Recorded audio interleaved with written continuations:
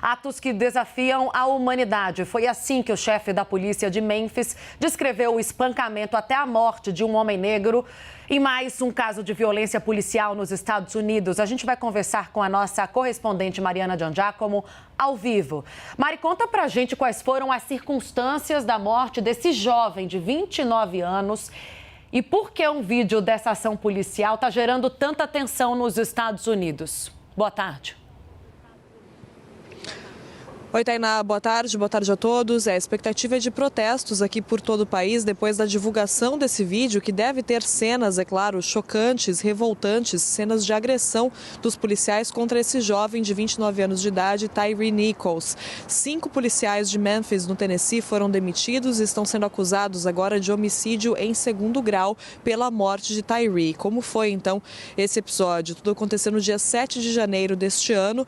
Os policiais fizeram uma abordagem a Tyre por direção imprudente. Ele estava dirigindo, então parou o carro para falar com os policiais. Em algum momento houve um desentendimento entre ele e os policiais. Tyre saiu andando, os policiais foram atrás dele e aí começou então esse espancamento. E é por isso que essas imagens são tão importantes para tentar esclarecer exatamente o que teria acontecido ali. Isso ainda não ficou claro. Só quem viu essas imagens até agora foi a família de Tyre, também a equipe de advogados, as autoridades tiveram acesso, mas o público ainda não viu essas imagens. Então, por isso, há a expectativa de protestos e as polícias aqui nos Estados Unidos já estão em alerta para esses protestos. Agora, a mãe de Tyre disse que ela entende, ela mais do que ninguém, entende a indignação e a revolta, mas pediu para que as pessoas se manifestem de uma forma pacífica, porque ela disse, a gente ainda tem que viver nas cidades, não adianta quebrar as coisas, a gente ainda tem que viver nas cidades. Então, foi um apelo aí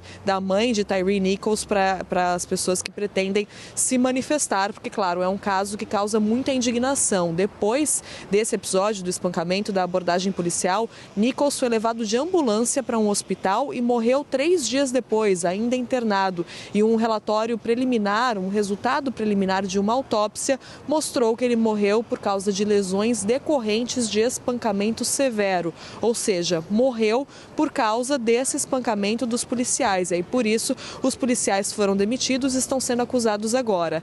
A família de Tyre, a mãe dele, também a equipe de advogados falaram agora, fizeram uma coletiva de imprensa e o advogado dele, Ben Crump, chamou a atenção para o fato de que os policiais também eram negros e disse o seguinte, ele disse que poderia ser o irmão deles. Será que eles pararam para pensar nisso? Porque, claro, que toda vez que tem um episódio como esse de violência especificamente contra um jovem negro, todo mundo se lembra do caso de George Floyd, que motivou aqueles muitos protestos em 2020, que levaram a algumas mudanças, sim, aqui nos Estados Unidos nessa questão da violência policial, mas ainda há um longo caminho para seguir pela frente. Então, por isso, todo mundo acompanhando com muita atenção esse caso de Tyre Nichols. Tainá, de volta com você. Obrigada pelas informações, Mari. Vamos chamar o nosso analista de internacional, Lorival Santana. Lorival, porque a gente, é claro, já lembra de George Floyd, da morte dele há quase 3 anos, que inspirou um movimento global contra o racismo. E de lá para cá, os Estados Unidos até tentaram fazer algumas reformas nas polícias. Mas a minha pergunta, Loura, é por que esses casos continuam se repetindo, né? Porque que não houve uma solução mais rígida, né? Uma saída mais rígida para esse assunto do caso George Floyd até aqui. Boa tarde, Tainá. A resposta é porque é um problema estrutural, o racismo, né? Algo que vem de séculos e que não se resolve só com mudanças nas leis.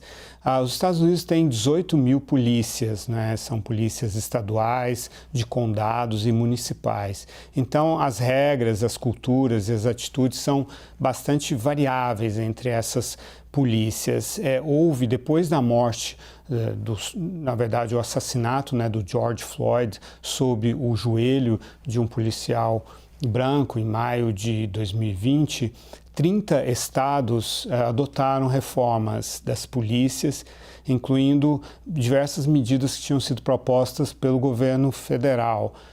No governo Trump ainda houve um decreto propondo essas mudanças, né? Então, uso obrigatório de câmeras acopladas às fardas durante as ações, proibição do estrangulamento, né? E fim da imunidade. que é os policiais geralmente são protegidos, muitas vezes isso não está na lei, pelo contrário, mas então uma lei que diga eles não podem, eles têm de ser processados quando existem ações que resultam em mortes ou abusos. Em 2020, em Memphis mesmo, a cidade onde o Tyre Nichols morreu, foram adotadas reformas também. Os policiais foram obrigados a usar estratégias de desescalada, né, que é esse treinamento para reduzir a violência na ação em vez de aumentar a violência, né, intervir se vissem outras pessoas usando força excessiva. Esse é um dado importante porque os policiais são obrigados por lei a intervir se colegas deles estão usando força excessiva, mas geralmente a justiça acaba absolvendo, dizendo que isso é uma questão subjetiva. Então daí a importância da gravação das imagens para que outras pessoas possam julgar, incluindo a própria justiça, né? Eles podem atirar em um suspeito em Memphis só como último recurso e devem tentar dar um aviso verbal antes de disparar. Cada vez que eles usem ou ameacem a usar força contra civis, precisam fazer um relatório depois sobre isso. E a proibição de estrangulamento já estava em vigor antes da morte do George Floyd em Memphis, Tennessee. No plano federal foi adotado um banco de dados federal, como eu disse, no governo Trump ainda houve esse decreto. Isso é importante porque às vezes um policial comete abusos e é demitido e aí ele muda de condado e é empregado pelo condado vizinho, às vezes, ou de outro estado, porque não sabe, não tem informação de que ele é um criminoso, né? Então, há esse banco de dados, mas depende de aquela polícia, consultar esse banco de dados, né? O que o governo federal tem feito é criar incentivos financeiros para as polícias que adotam todas essas reformas, porque o governo federal não tem como criar leis que se sobreponham às leis estaduais ou municipais, às regras estaduais ou municipais, a não ser em casos que são constitucionais. Você sabe que a Constituição americana é bastante sucinta, essa é uma das qualidades dela, na verdade, né? E então essas propostas foram adotadas. No plano federal, foi aprovada na Câmara dos Deputados, onde os democratas tinham maioria, né, a lei George Floyd de justiça no policiamento para melhorar a supervisão, o treinamento da polícia e outras medidas. Mas no Senado faltou maioria suficiente, eram necessárias 60 cadeiras, né, e os democratas não tinham essa maioria e os republicanos derrubaram essas reformas no plano federal, Tainá. Obrigada, Lori, pelas informações.